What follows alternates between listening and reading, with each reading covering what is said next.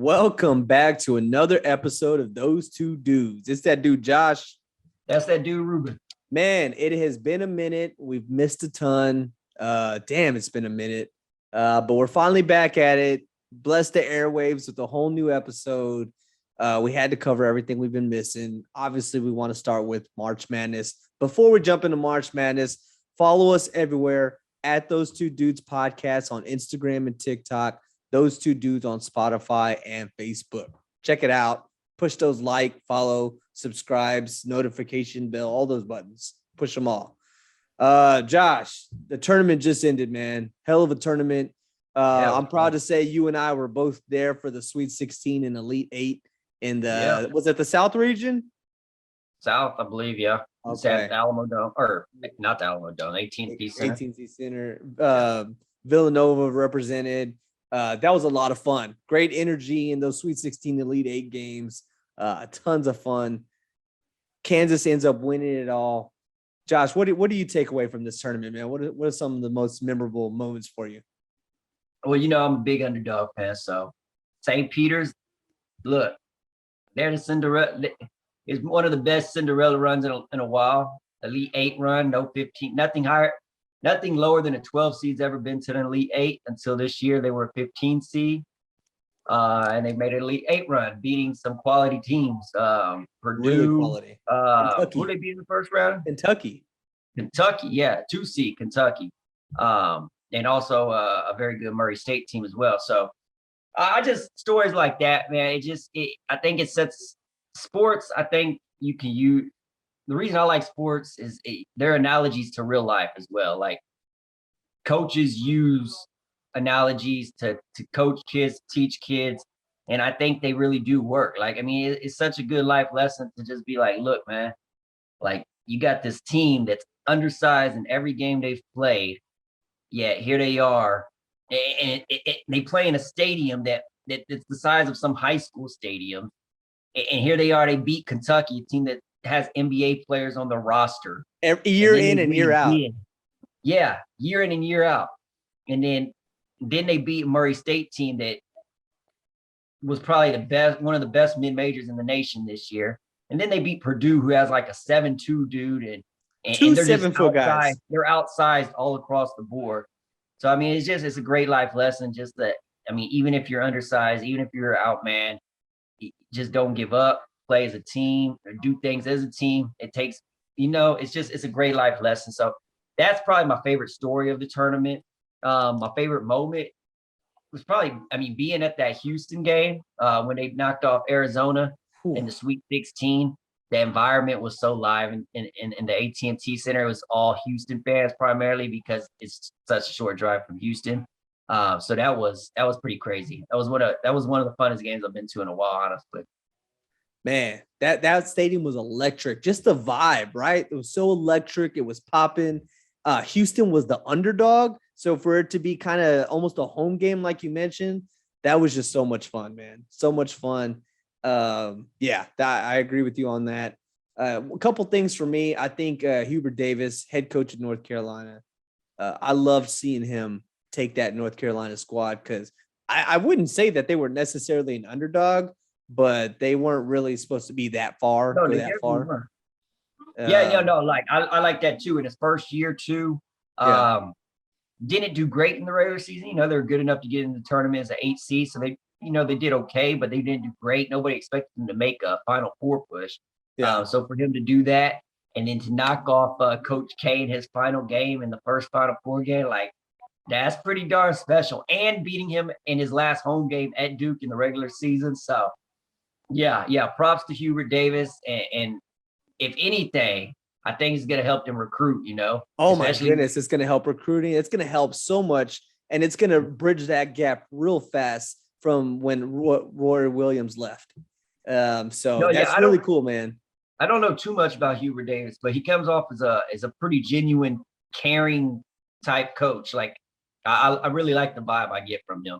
Yeah, I loved it. And I love the immediate success it had because it's going to set a precedent for, the near future, which are all good things. Also, I think one thing that I took from it, I'm done rooting for Gonzaga. I'm done rooting for Gonzaga. I'm done picking Gonzaga to win it all. And also, I'm also done picking the number 1 overall seed to make the championship game at least. And also, I'm going to start when I fill my brackets out. I'm going to start filling it out based on what mascot I like in general over the other, because I can't do who I actually think is going to win. Some people actually do well with that. Like, I don't think that's going to give you some. You're not going to sustain success using that method, but you might strike gold from here or there, and it might be better than actually using your brain, because who the hell actually knew this bracket was going to play out the way it did? So the more studying you do, the less chance you have. And we've done a lot of studying, and in our bracket challenge, I finished last. So, you know, I didn't even see that, but gosh, I could have done great because I picked Gonzaga to win it all on both of my brackets. So I don't know how I finished, but I'm guessing it wasn't great. As far as picking Gonzaga to win it going forward, I might not do that either until they actually prove it. But let's not act like they're just some dud when they get to the tournament. I know that was kind of posed on Twitter a little bit. Like, they made the national championship game last year. They've made some runs recently, but only at the end of the day, only one team can win it. It's not the NBA where you get a best of 7, one game, you're out. So it's not like they're just a complete dud when they get there. They've made some Final Four pushes, but they have not gotten done. To be fair, you know what? I wouldn't be saying this if Gonzaga didn't lose in the Sweet 16 against Arkansas.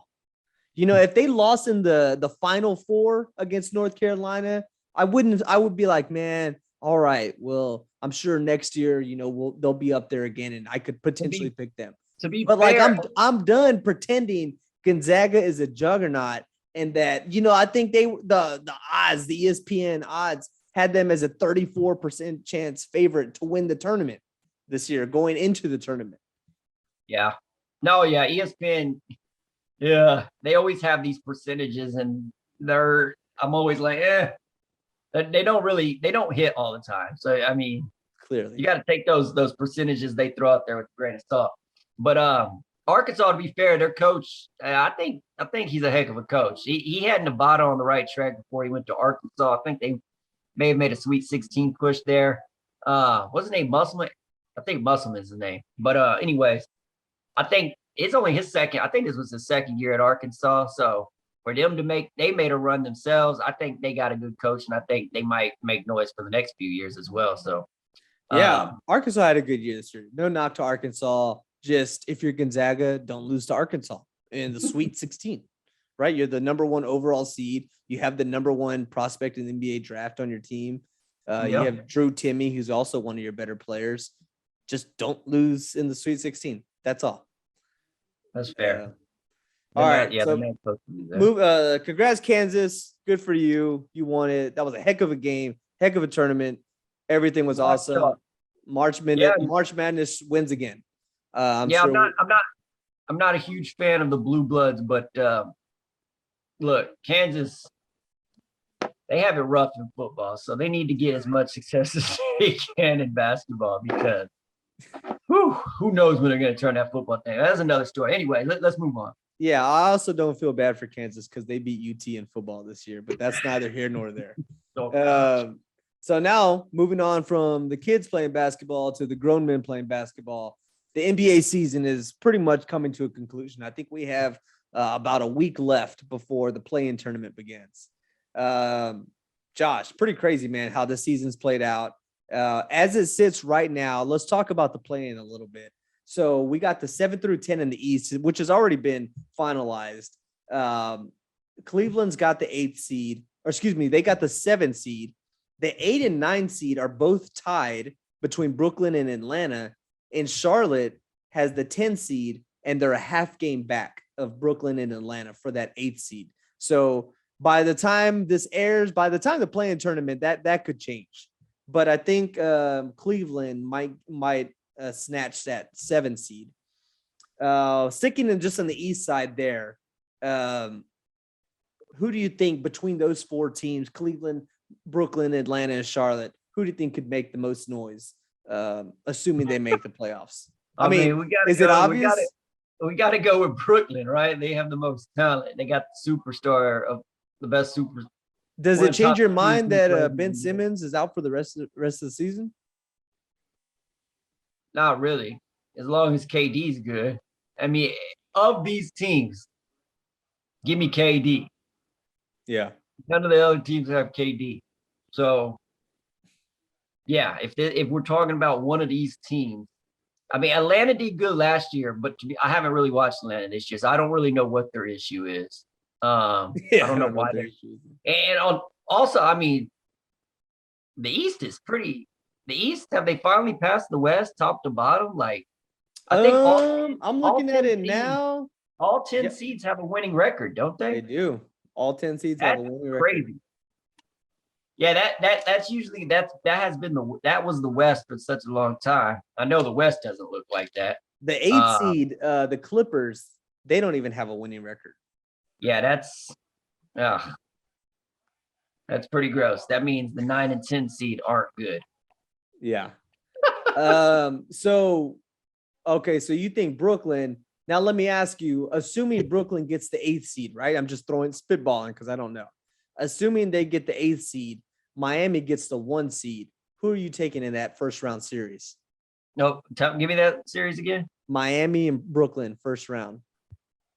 I really like this Miami team. I like the way they're built, especially throw Lowry in there now. They got a veteran squad. They got a team that can play defense.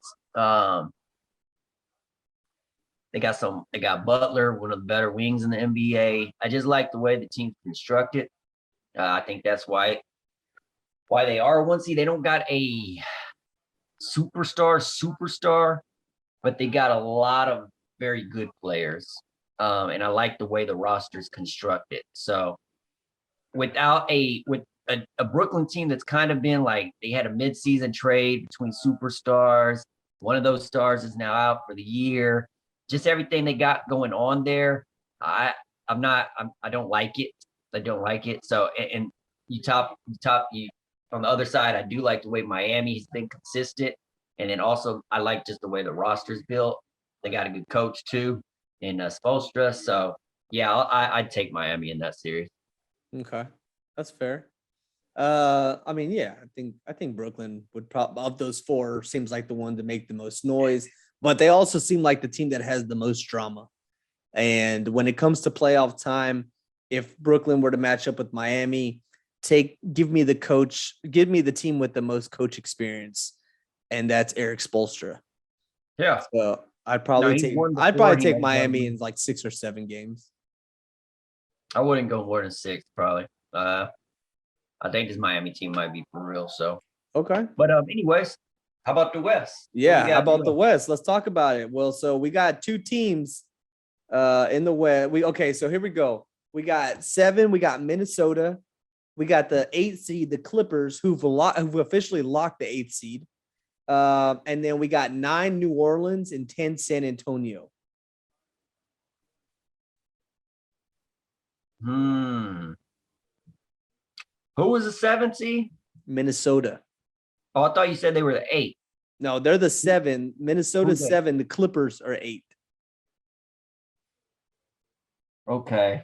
Also, before you answer that, are we just ignoring that nobody's talked about Kawhi Leonard all year, not playing all year? Are the Clippers just okay with that? Heard almost a peep about this. Like, what is going on? Like, I hear they don't stop talking about the Lakers, no matter what. But yeah, the Clippers, they've just kind of gone under the radar. Like, completely under the radar. This is also supposed to be a team that was put together to win a championship, and they've underachieved without question. So why we don't hear nothing about them, I don't know. But yeah, I haven't heard nothing. So I don't know. It's tough. Like, the Clippers are supposed to be a championship type team, but they're obviously not. They're not. They're just not. Rather, whatever the reasons are, they're not. So I do like CJ McCollum in New Orleans. I like him too. I think he fits well within that roster. Spurs, It's tough to say because, right? Like, but because also think about this, the way it is right now. I mean, I think it's pretty much locked, but Phoenix has the 1 seed and the Grizzlies have the 2 seed. Now, by no means am I knocking on the Grizzlies, but playoff experience wise, like how does that look against a team like, let's just say the Clippers, for instance, they were in the West Finals last year.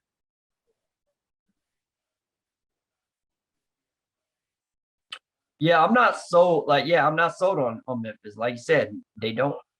I do really like Ja Morant, but I'm not sold on them.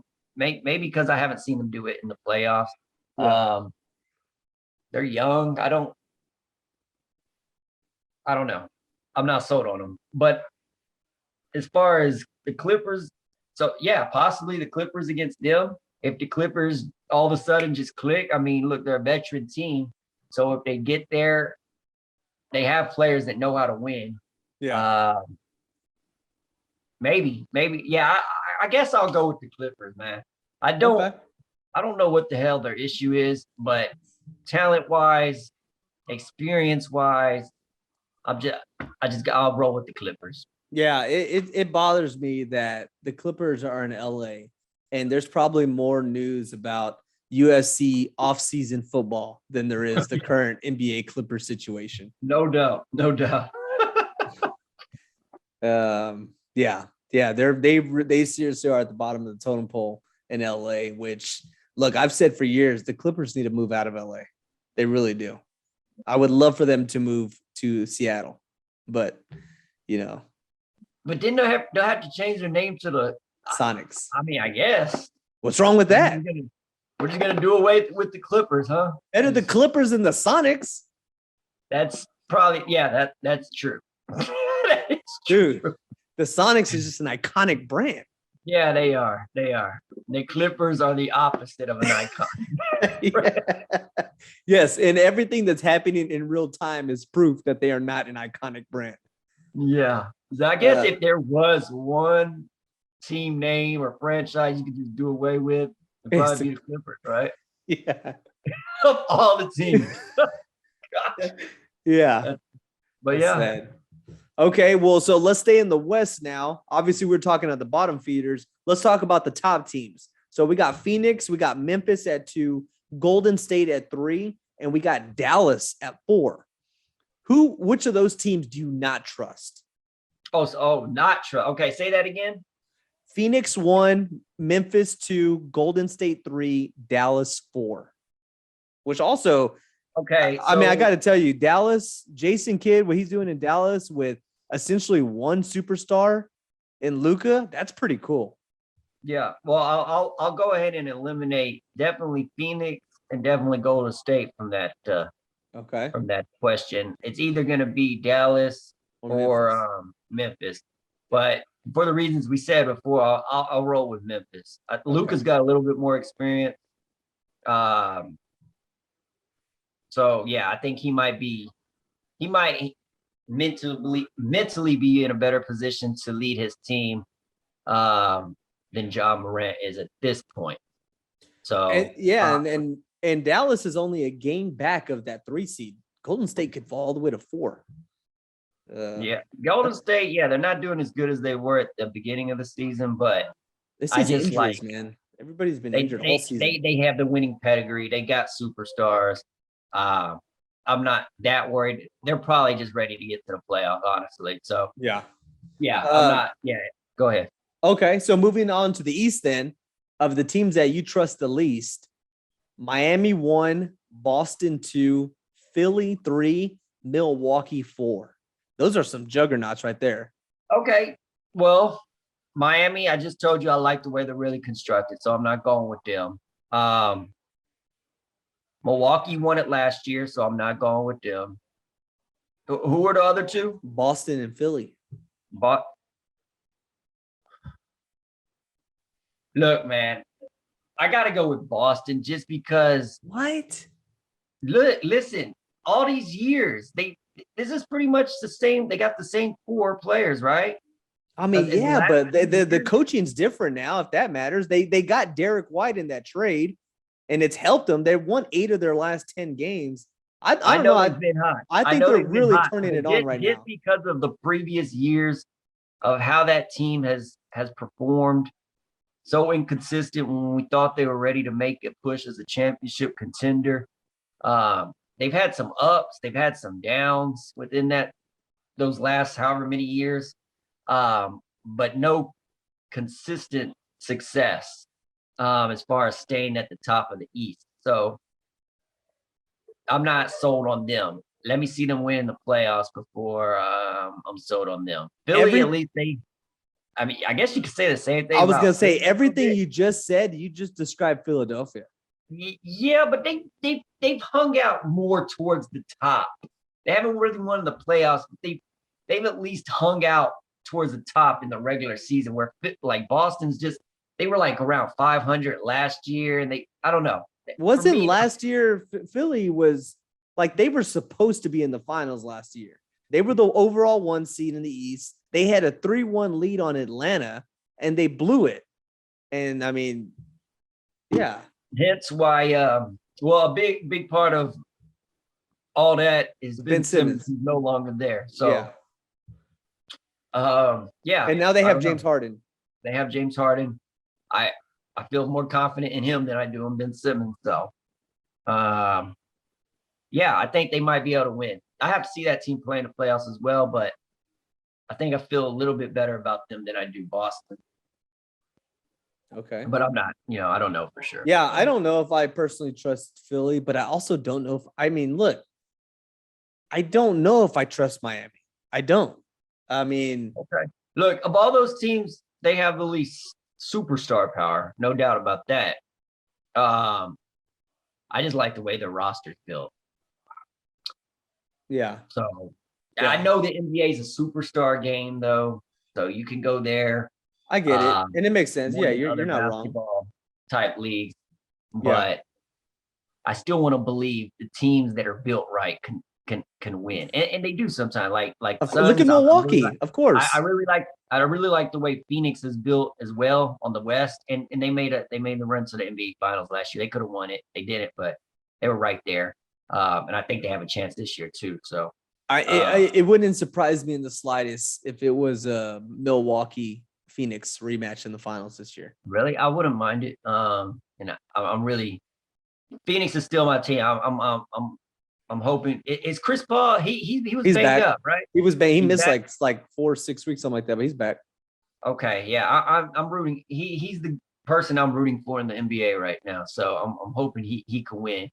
Other than that, I guess my team in the East would be Phoenix too, just because of the fact that Butler's he's like a fringe superstar, but he's not like a superstar like Giannis or some of these other guys. So because of that, I like the team aspect of what they got going. So I'm You rooting talking for about them. Milwaukee?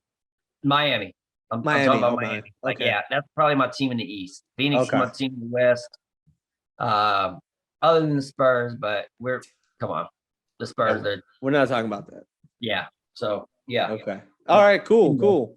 Well, NFL officially in the offseason, obviously post Super Bowl, but also NFL refuses to remain on the sidelines of drama and news because there's been nothing but drama and news this entire offseason with trades, quarterbacks going to new teams, people retiring, then people unretiring, and then coaches retiring. I mean, just an absolute reality series that's called the NFL offseason.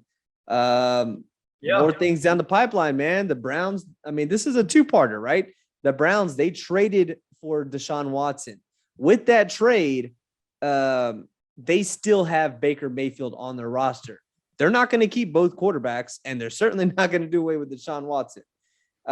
So first, let's just focus on Baker Mayfield.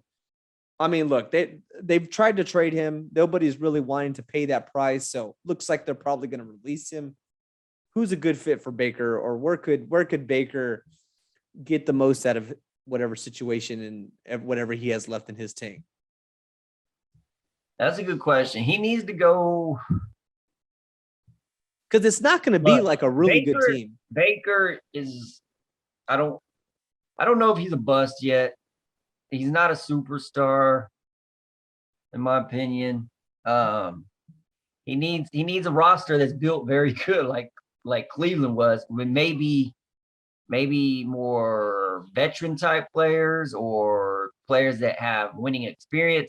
So he's got to go find a team that's pretty good with veterans that doesn't have a quarterback, basically, or maybe go to a team that has an older quarterback. So if he has to sit a year or two, so be it. If the roster is going to be there for him when that said quarterback does retire, I don't even know the team Are you right thinking now. maybe Green Bay? Yeah, perhaps. I mean, that's not look. Yeah, why not? He's got to take But that humble pill, though, man. And Baker Mayfield does not strike me as a type that is a humble person. Yeah, I wouldn't take him as the humble kind either. I don't know him, so whatever. But yeah, he doesn't strike me as that. But yeah, look, he's getting older. Like eventually, you gotta mature. You gotta realize who you are, what you are, and work with that. So at this point, he's got to understand his situation and just work with it. So it's up to him to make those decisions. If he's just oblivious to reality and he wants to fuss all day about his situation, then he could find himself not in the NFL at all in a year or two. So he's got to make some decisions and just roll with whatever is the best for him. And he's got to have probably a good support team too, as far as like in his ear in regards to what he should do. It might not be just to go to the team that's going to get him the most playing time right off the top. That might not be his best option because they could be like an awful team. And the fact that he's not a superstar, that probably won't end well, honestly. I heard like that team could be like the Seahawks, but how good are the Seahawks? Right. Yeah. No, yeah, that in that division as well. So probably not there. I don't know where he should go, but again, he's got to look at his situation and just go with whatever's going to help him the best in the long run, not just maybe make a few bucks or get some playing time this year. So whatever that move is, I don't know. Baker's got to, he's got to eat a slice of humble pie. He can go to Seattle. He can play there if he wants to be a starter. It may not work out for him. And if it doesn't work out for them there's a good chance that he may not be looked at as a starting quarterback in the NFL no more. So,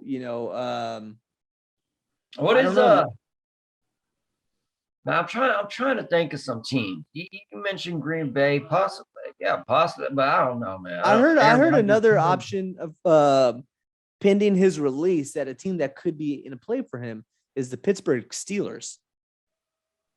Pittsburgh? Yeah. I didn't think about that off the top, but yeah, that might work. Because right now, as it sits, their quarterback is Mitch Trubisky. Yeah. And they got a pretty good roster. They do have a pretty good roster, yeah. That could be a situation. So I don't know. I know Carolina's in the market for a quarterback. Atlanta's in the market for a quarterback. Who's Carolina's quarterback right now? Sam Darnold. Wait, Sam Darnold's not working out? What? No, no, man. I mean, they went 5-12 last season, something like that. Was he wasn't hurt? I thought he was hurt some last year. He missed 4 games, but I mean, it was just, they had a little early push and then it just faded real quick. No. Damn, Carolina's just revolving doors for quarterbacks right now, huh? Yeah. And according to one of the people that went through those doors, Cam Newton, he said he's looking to go to a contender. Well, I think that would imply that a contender is looking to get Cam Newton. I don't think that that's happening. No. I mean, maybe as a backup. speaking of humble pie, that guy right there, he just refuses to believe that he's not one of the 30 top quarterbacks in the NFL. I mean, he had his run, but look, everybody's window doesn't stay open as long as the next person's window. So yeah. but look, he was a heck of a quarterback for a time. But I think that window's about closed. So leaving the Baker situation, let's talk about now the Browns starting quarterback, Deshaun Watson. I mean, there's a ton of angles to talk about here. We'll just talk about the Browns have him. He was a healthy scratch all last season. He was found not guilty from the court of law. Yeah. There's still the civil cases out there. Should Deshaun Watson be suspended going into this year? I don't think so. Look, I didn't like it when who was it? They got suspended a few years ago and they weren't proven guilty. Like Ezekiel Elliott? Yeah, I think so. I don't like that. Like, how are you gonna suspend a player before they're even proven guilty in the court of law? Like, that doesn't make sense. Like, just because somebody I don't know, man. I mean, out there and it makes the NFL, like, anybody can do that then. Like, I can go say some NFL player did something and then whatever. That's true. Anybody can say or do something. I don't think it would have drug out this long if there wasn't some merit to anything that anybody was saying. Possibly, but still, like, let it play out. And then think about what you're saying. Let it play out. What if it plays out into the season? Or do you still let him play? Not guilty though, and he already set out all of last year. Like, that's enough. Like, okay, but he set out all of last year not because of anything court related, but because he didn't want. Number one, he didn't. Okay, so it was a combination of he didn't want to play for the Texans, but he showed up anyway. But also the Texans didn't want to play him. And also, nobody was going to let him play because of all the crap that was going on. So it didn't really, despite his issue with the Texans, he wasn't going to play anyway. Like, he wasn't going to play. Yeah, correct. So it kind of was like, it could have been a suspension as well because he wasn't going to play. So he didn't play all last year. He was just proven not guilty. I think he should play. Like, come on, man. I think he still has civil cases out there, a lot of them. I'm not, again, right? This is a civil court case now. So whether he's innocent or not remains to be unseen according to the civil cases. I think if somebody is still in a current investigation in regards to the civil case, I don't think that they should be playing. Now, let's say, how long can the civil case drag out? I don't know. And I'm not one to speculate either. Yeah, I know. But should he be suspended? So let me ask you, in this civil case, if he is found guilty, do you think he should be suspended? Like, guilty of those accusations from the women in the civil case? Sure, I guess, but that's you seem very hesitant to want to say that this man did anything wrong. Because he hasn't been proven. Like, it's been going on and on and on, and yet nothing. So then let me ask you the difference here. O.J. Simpson, notoriously convicted of murder. He went to trial. They said he was innocent. Exactly. He went to civil court. They found him guilty in civil court. And all that really meant was that he owed money to the defendant's family, like several million, which, by the way, O.J. Simpson never paid. But they found him guilty. In that instance, would you suspend O.J. Simpson? Yeah, I get. Yeah, okay, yeah. So yeah, if he goes to civil court or whatever, and he's found guilty, okay, Yeah, he's got to be suspended. Yeah. But until that happens, no. No. Okay, so until that happens, should he be allowed to practice and be available to anything Browns related? Yes. Right now, like, is he not practicing? What are we doing? I don't know what he's. I don't know what anybody's doing. Is anybody practicing right now? I don't know But what the NFL guidelines are. they have to feel pretty confident that at some point he's going to be able to play, and at some point being pretty soon if they made a trade for him. Yeah. Like, they didn't just trade and like, well, he might not play for another year or two. So somebody, they've had to hear something that they like. Okay. I'm guessing he's gonna get, maybe he's suspended for some games. Yeah. But not like the whole season, I don't think. Okay. Well, look, I mean, we'll find out. We'll find out. This is if there's anything the NFL loves, it's news. It's news, it's headline, it's drama, it's being on the front page of everything. So That used to be just the NBA, but yeah, the NFL's getting there a little bit. oh, the NFL's that more than any other sport. What, like right now? Yeah. Yeah, but I'm talking about like over the years. Oh yeah, for sure. That was mostly the NBA. Yeah. But yeah, the NFL, yeah. But also I think that equates to the popularity of the sport, right? The NFL is more popular now. Yeah. No, So- yeah. The NFL's always been more popular than the NBA, I think. But the NBA was knocking on the door for a few years, I believe. But I think that's gone back. The NFL's widened that gap again. So last topic on the NFL side, from one controversial dude to another, Colin Kaepernick. He's working out for what feels like the 17th time in front of people to get a shot in the NFL. Should he get another shot in the league?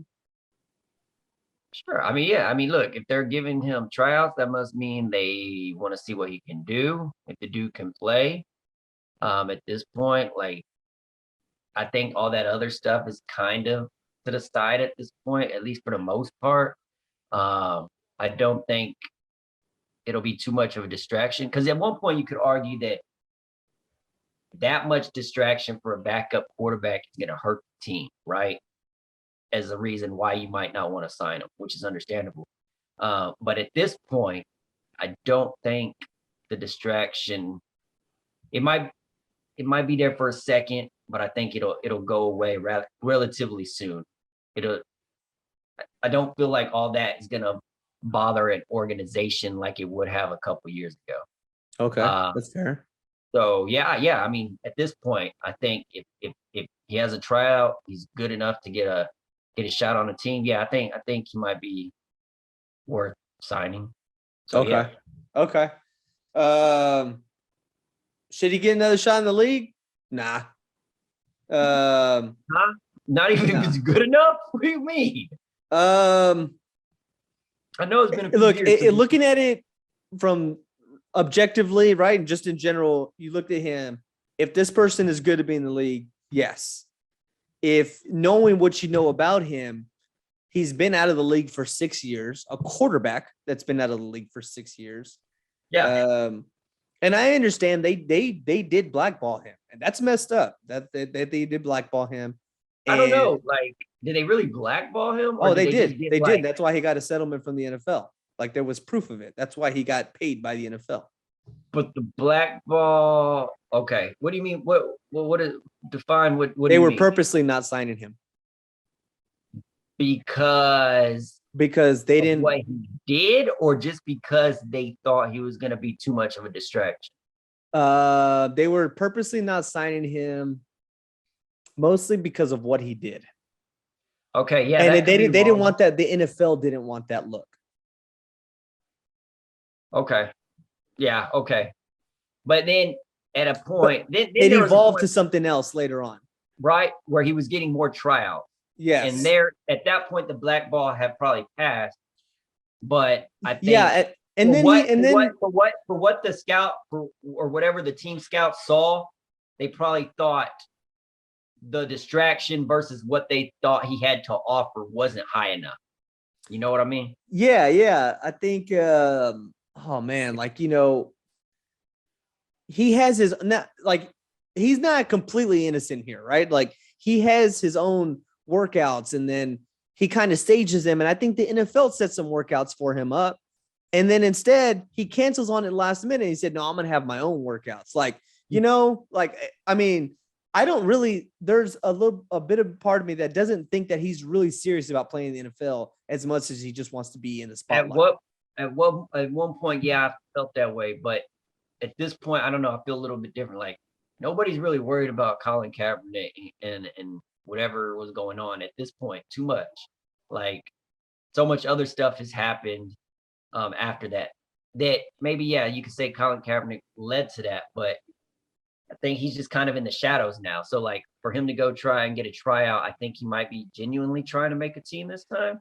Yeah, I mean, yeah, again, right? Like he may be serious now, but Yeah. you're like,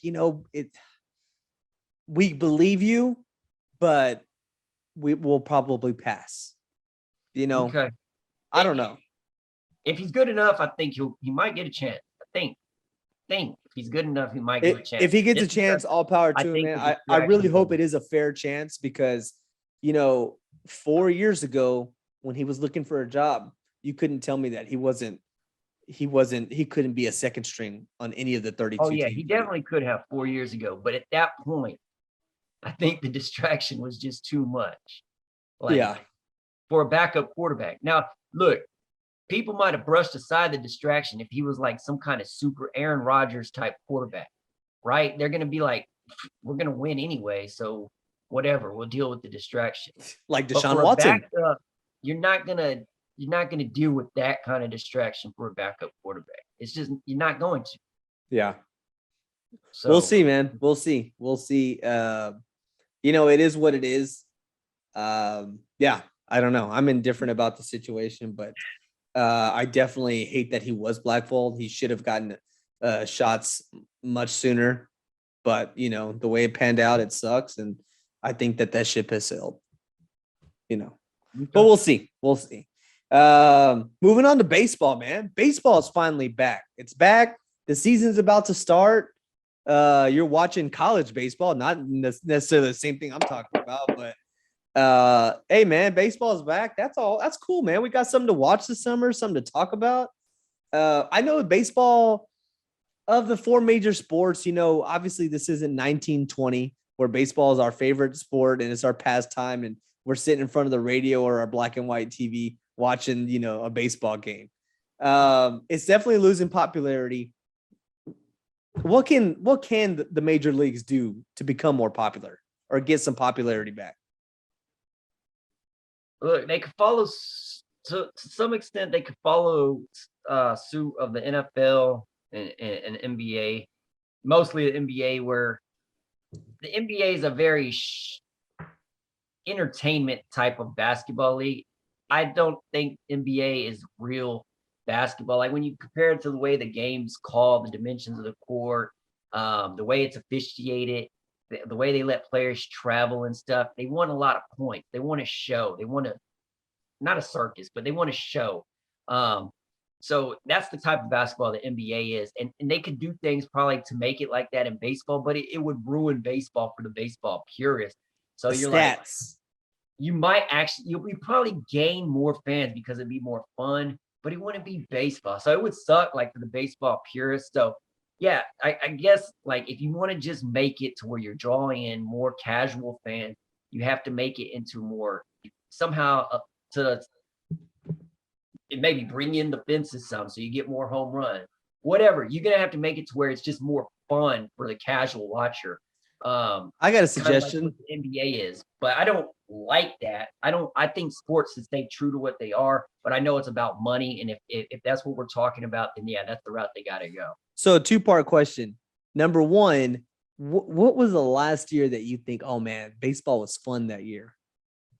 I mean, when all my players, I've never been a huge baseball guy, but there was a point like when I was a teenager that I really would watch multiple regular season games. And that's when the guys from my youth were still there, but maybe getting older, like when King Griffey was with the Reds and you had Bagwell and Biggio on the back ends of their career with the Astros and Roger Clemens and all those guys.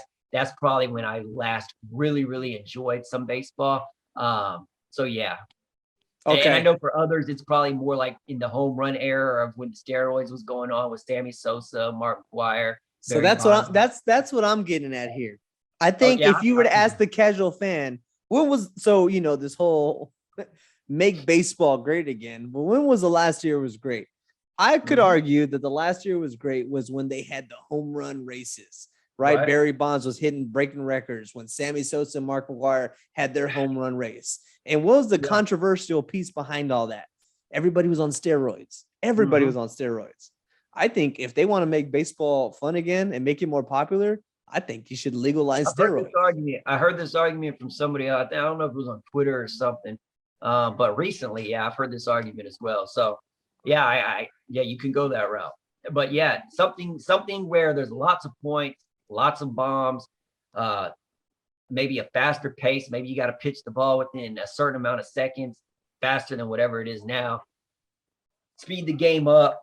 It's just got to be faster. It's got to be funner. It's got to be more points. If you want casual fans, same way the NBA has drawn in more casual fans. But I think there is room for improvement. Stuff that they could definitely do to bring in the casual fan. One thing that baseball did last year, which was A+, they knocked it out the park. It was a winner. Was when the Yankees and the White Sox played a regular season game at the Field of Dreams field in Iowa. Yeah, stuff like that. 10 out of 10. 10 out of 10. But that's got more nostalgic factor to it right there. Where like I think more baseball purists are the ones that purists loved it too, but also the younger generation too, because it makes them get appreciation too. Because then they're like, oh, where are they playing? What is that? Field of Dreams? What's this about? They go and do their homework. I guess so. Like if you do some of the nostalgic stuff, the history stuff, but then at the same time you also make the game funner and faster and more appeasing to the younger crowds. I guess if you did the two of those things at the same time, then yeah, you could. That's probably the route to go. But that was an absolute victory that the MLB did last year. I think that they should host more games in neutral field sites, whether it's a place like that or I heard somebody say that they should play a game in the Grand Canyon. No clue how that would work. But, just stuff like that. I'm not saying that would like you play in the Grand Canyon, but you have an option to play somewhere that you wouldn't normally play once. So, try it out.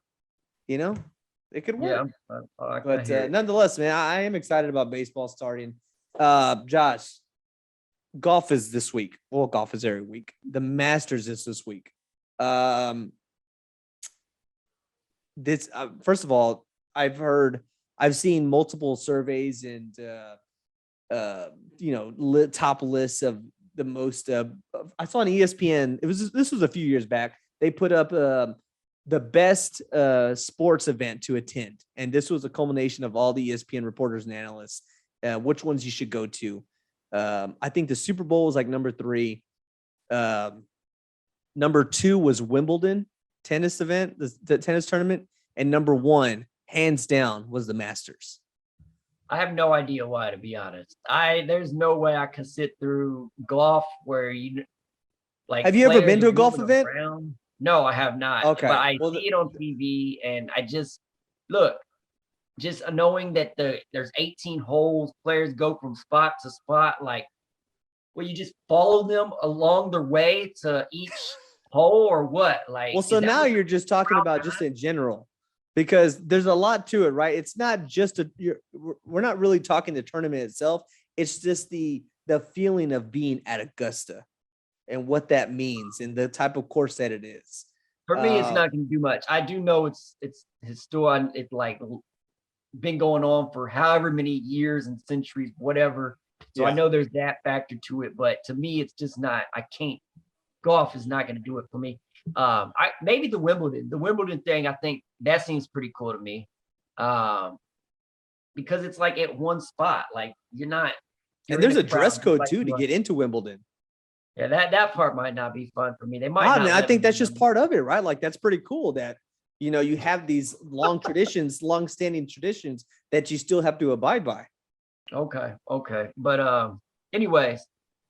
So the Masters this was weekend. Huge Mhm. deal, but an even Yeah. bigger deal is not arguably the greatest golfer of all time. Tiger Woods is making his return after his almost life-ending car crash that Yeah. happened. I think that's awesome. I don't know, like, am I a huge Tiger Woods fan? I wouldn't say I'm a huge Tiger Woods fan, but anytime that any human has to go through what happened there, like have a near death experience or whatnot, and for them to make a recovery in their field, whatever their field is, whether it's in sports or not, like to get back to this point where he can perform at this level, that's awesome. So I'm happy for him to be able to do that, definitely. Is it a big deal if he play it? Should he play good, or is it did he already win just by playing on the course? Oh, just Like, by is it a playing. big deal if he makes the cut or not?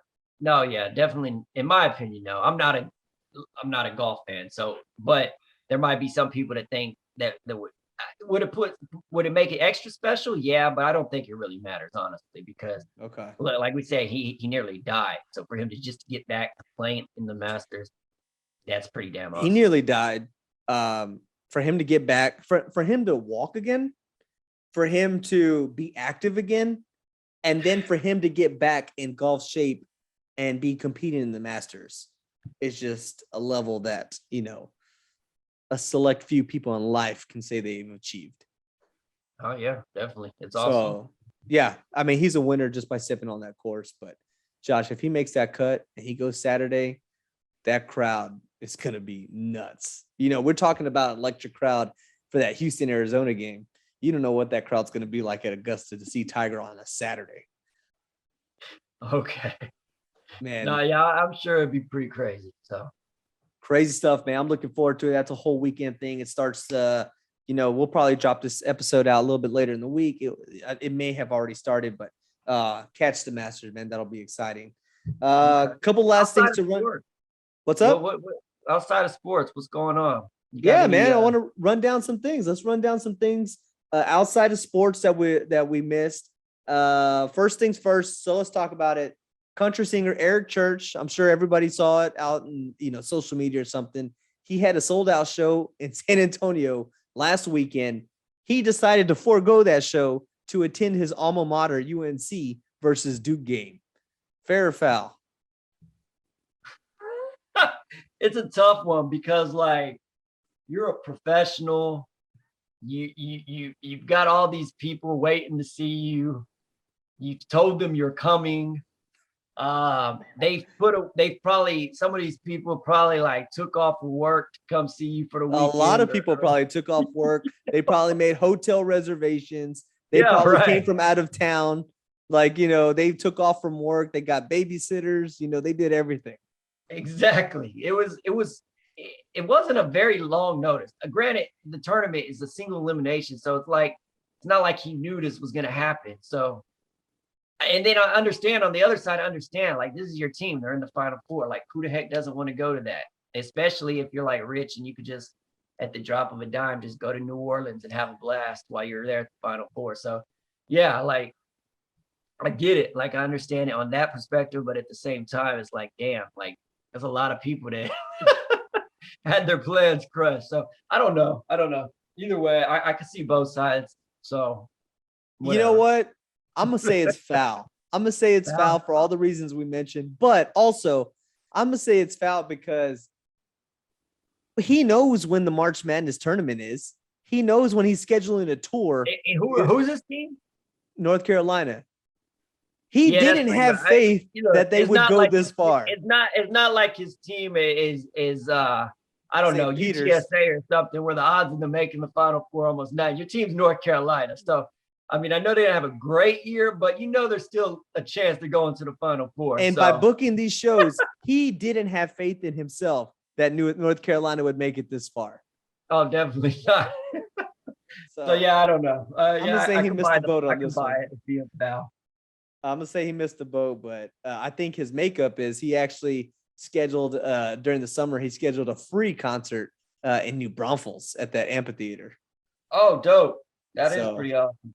Not nearly the same as an 18,000 seat arena in San Antonio, but it's right down the road. Yeah. So that's funny. I know in case anybody's been living under a rock, we had the Will Smith situation happen at the Oscars. I saw it live. I honestly still can't believe I saw that. There's been a lot of obviously, comedic backlash that's coming. A lot of comedians supporting Chris Rock against Will Smith, and just so many people chiming in with their comments left and right. Should he? Believe me, man. I've been on Twitter. I've seen it all. Like, what's your take on it, and what should happen to Will Smith, if anything? At this point, I don't know. Maybe nothing. But in the moment, he should have been at least removed from the venue. Like, he should have been removed. You can't just go on stage no matter who you are and just slap somebody. So he should have been removed at the very least.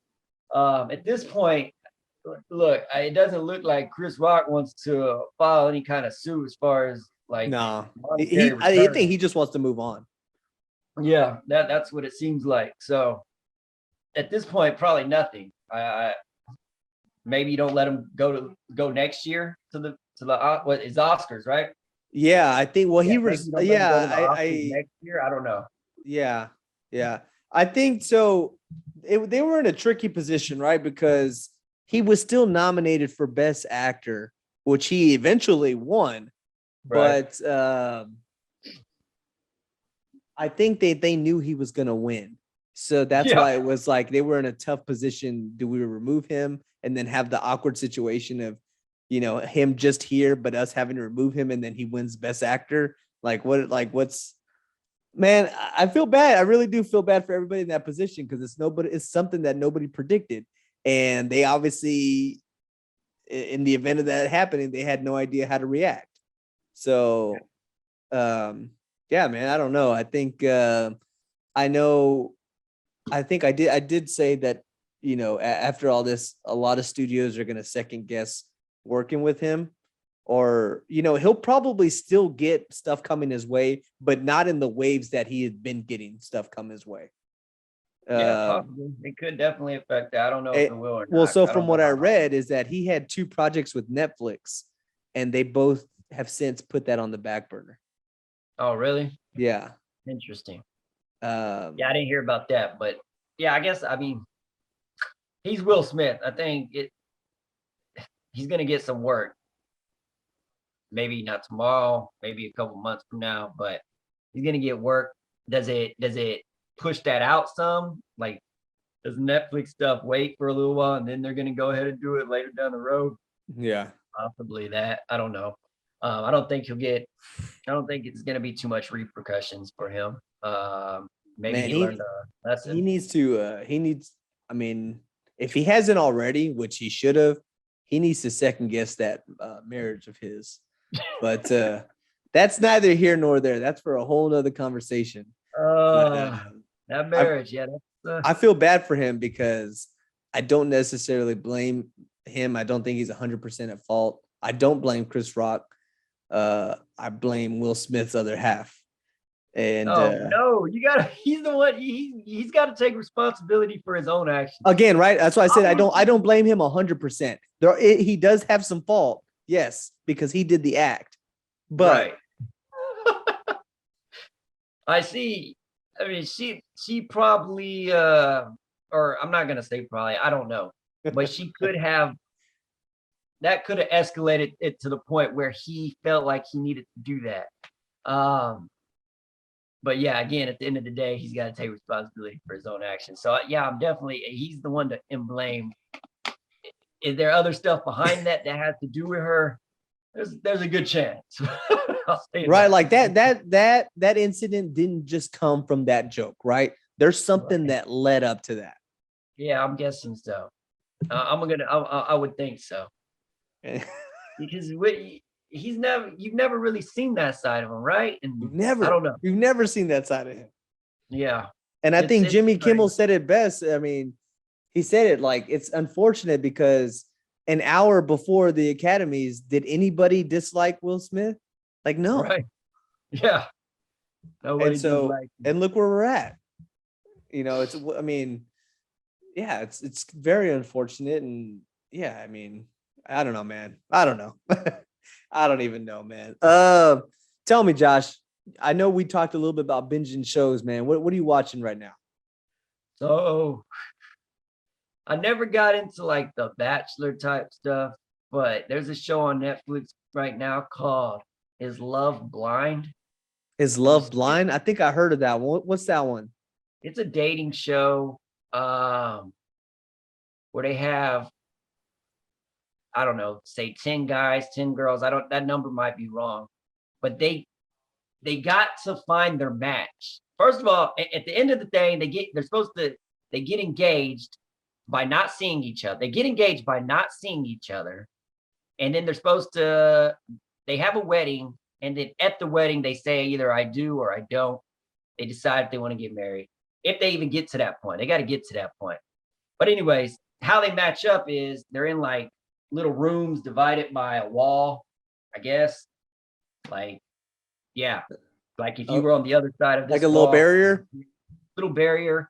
Okay. And they ask each other questions. They're supposed to get to know each other and build a bond without seeing each other. And they do it with multiple people. They talk, like if it's a guy, he'll talk to like however many girls, and they try to find their match like that without seeing each other, just by asking questions and whatnot.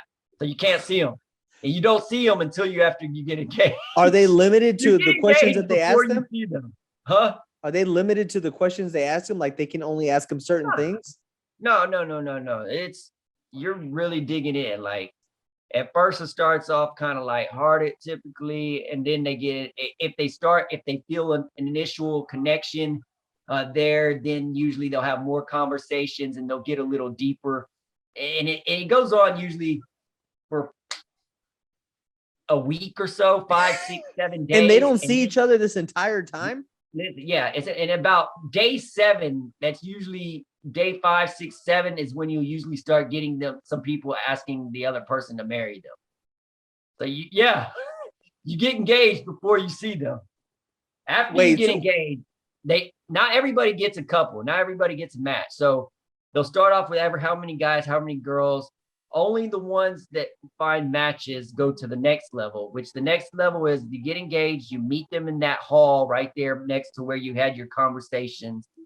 And then they fly off the group that got engaged to, I think the episodes I've seen, or the 2 seasons I've seen, they've gone to Cancun. This is where they have their, I don't know, or is it, I don't know.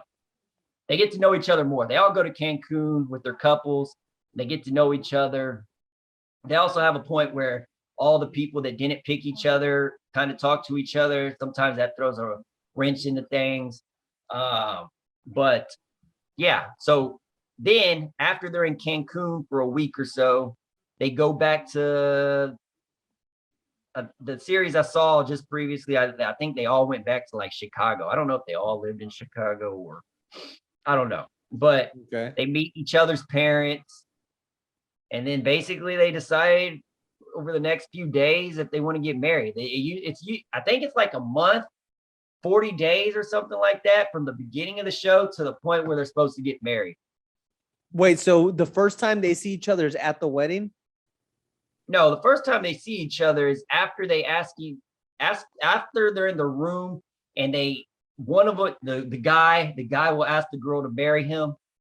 After they ask them to marry him and they're officially engaged, then they'll go meet each other. Like, has there ever been an instance where they then see each other and then they're either one is like, nah, never mind?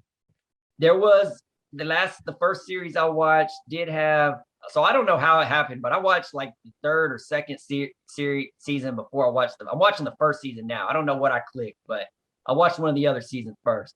So the season I watched, there was 2 Indian people that connected. Both of them never dated Indian people. They only dated white people before that, which doesn't really matter. But anyways, 2 Indian people connected. And initially, they had a lot in common. And then initially, it seemed like they connected as far as physical attraction as well. But the guy eventually did not really feel that connected to her physically. He didn't really like her. And people hated that dude at the end of the show, by the way, but that's nothing, whatever. But yeah, that their physical, the lack of the lack of how he felt about her physically, Yeah. it kind of pulled them apart eventually, to where they did not work out. Okay. That's Yeah. okay. Interesting. So it can happen, but for the most part, the people on the shows are pretty attractive. They're not all the greatest looking, but they're all semi-attractive, I guess you would say. So yeah, I haven't really seen, other than that one, I haven't really seen too much problems with the physical attraction. The one I'm watching now, there's one of the girls is with a dude that she says he's not as big or I guess tall as what she's used to dating, but they seem to be doing all right. So I don't know. Like I mean, they're all semi-attractive at least. So it is what it is. Show's interesting, I guess. It's grabbed my attention enough where I'm binging it. There you go. yeah. Okay. That's all power to you, man. That's a first. That's a first coming from your side of things. Watching Yeah, those shows. definitely. What about you? Do you got anything going? I'm still watching Ozark. I'm up and on that one. I haven't finished it. I haven't been back on it in a little while. I'm in the middle of Mhm. season 2. It's good. It's really good. Oh yeah, it's a good show. But I'm I'm also the type of person though. My problem is I'm not good at watching series all the way through. Like I get distracted. I'll start doing something else, or I'll start watching something else, and I might never get back to them. And sometimes I do, but it's gonna take a while. It's just my yeah. thing. Yeah, I I haven't haven't gotten back to it. And I just got easily distracted. But I will be getting back on it. But also Disney Plus, a new Marvel show just came out, Moon Knight. I'm all over that. That's my jam. Moon Knight just came out, so super pumped about that. But also back on Ozark, man. I got to get back on that train. It's really good. What's up with Moon Knight? Is that like a animated, or is that like No, it's live action. It's just a whole new superhero in the Marvel universe. Man, it's good. I like it. Episode 1 was last week. Episode 2 comes out what's today? It comes out tomorrow. Episode 2 comes out tomorrow. By the time it's come out, episode 2 will already be out. Super excited, man. That's my jam. Anything Marvel, man. That's where it's at for me. I'm all about that. But yeah, I'm looking forward to that, man. What you got going this weekend? This weekend? I honestly don't know. I'm so tired right now. I may have something going, but I don't. There's nothing that I for sure can think of right now that I have going. I don't know. I'm not sure yet. It's still Tuesday. I got time. Yeah. So I don't know. You? Super pumped. My son is a huge Sonic the Hedgehog fan. The new movie comes out Friday. We're gonna go check that one out. Super excited. Okay. And then Saturday, I think we're making a trip to the San Antonio Zoo. So I know a lot of our listeners hang around the San Antonio Zoo. So if y'all see me there, just be sure and ask for your autographs after we're in the parking lot, because I don't the zoo, man. The zoo's cool. The only thing, it's just whenever I go there, it's usually just too gosh dang hot. Like it's hot. Yeah, it's hot, and also it's long. Like it's a lot of walking. I don't mind that. Like if it just felt good outside, that'd be awesome. Seeing the nature, the animals. Yeah, that'd be cool. But every time I go, it seems to be blistering hot, like to the point where it's just I got to get out of there. Like I can't do it. But it is cool. Like definitely for if you have kids and stuff, like you got to go to the zoo at least a few times. Like it's a good experience. I always remember. I remember going to the zoo as a kid. Even as an adult, I've gone a few times. Like the zoo, it's a pretty good experience. It's not something you can do all the time. You'll get tired of that crap. I would never get season passes to the zoo. I would never get season. I mean, it's a one and done, right? Like I don't want to keep checking on the same monkey every other week. Like no, like I've seen Maurice already once. I don't need to see him again the following week. Like nothing's gonna change.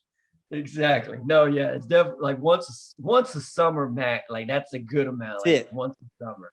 That's it. Right? Yeah. Right. And that's why we're going to the San Antonio Zoo, because it's pretty big. Have you been to the Austin Zoo? I haven't. I hear it's small though. It's about the size of a studio apartment. It's not big at all. It's not big.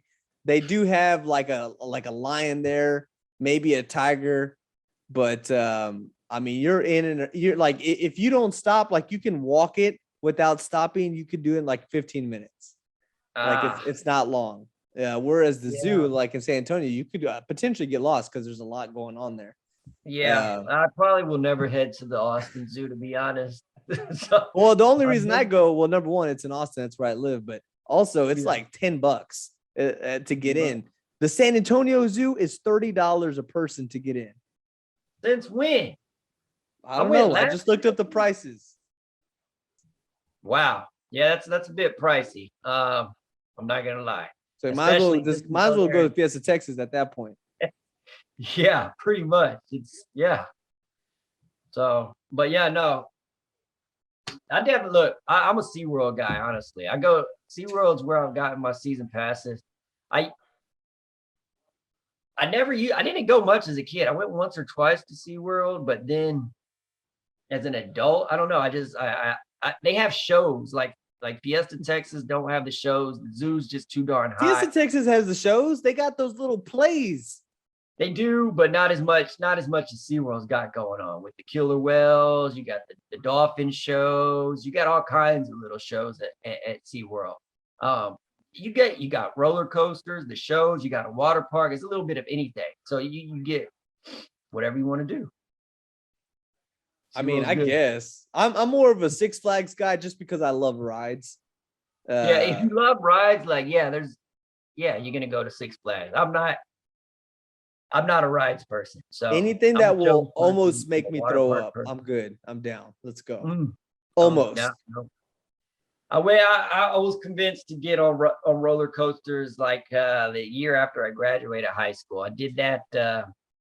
Got on about 5 or 6 of them, and I think I'm done with roller coasters in my lifetime. If my memory serves me right, I'm pushing it back now to probably like 2008, maybe 9.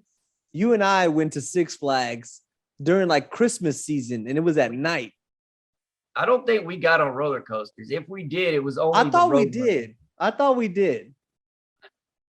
don't remember. I only remember getting on with one of my other friends, and I got on the Rattler when it was still wooden. And it's not wooden anymore. I thought it wasn't. I could be wrong. I I said, I go to SeaWorld. But there's no way I would never get on that again after that experience. I love that. I thought that roller thing coaster was just gonna fall apart right there and then when I was on the top of the dark. Yeah, I love that roller coaster. It's a wooden roller coaster. There's not a lot of them, if any, out there left. Just looking on that thing on the outside, it's like it's just counting down the numbers to one of them, the last ride, and everything just collapses. It's like Jenga, right? Like you just looking at it. It starts shaking, and it's like, man, I don't know how this thing is still in business. Yeah. When I'm that high up and I get that feeling, that means no, you don't ride this ride. You don't do it. So man. That was it for me. But anyways, fun times. That's what. Look, never mind. That's a different story. Anyways, we're out of time. Right at time. Yeah, man. We'll have to hit up a theme park and maybe run an episode while we're on a roller coaster or something. Yeah, that could be interesting. Yeah. Check us out, guys. Again, at Those Two Dudes Podcast, Instagram, TikTok, and then Those Two Dudes on Facebook and Spotify. It's that dude, Josh. That's that dude, Ruben. Like and subscribe. Push all those buttons, guys. Follow us everywhere.